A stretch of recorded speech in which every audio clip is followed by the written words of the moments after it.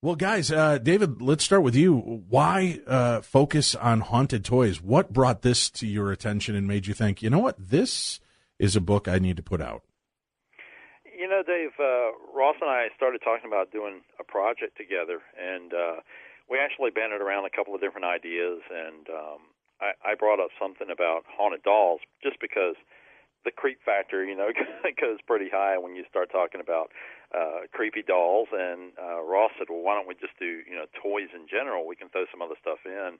And it was a fantastic idea. Nobody's done it. And when we started, compiling the list and saying, wow, there's quite a few different things here that we could address. And the result was haunted toys. So we've got a whole section on dolls. We cover some really creepy games, locations associated with dolls, and I think it came out pretty nice. Ross, you had the idea of taking it beyond the realm of dolls, which certainly dolls are everybody's nightmare, right? The idea of these things moving, turning, looking, talking, whatever, they're just freaky.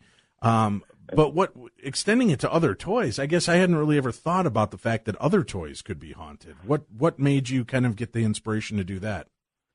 Well, like David had said, we talked about the doll factor, and I was just looking online, it's just like, oh yeah, haunted dolls, and as I started, researching, the dolls alone, other toys just started coming up, and I was like, okay, this is kind of cool. Let's look more into this, and of course, whenever you get on the internet.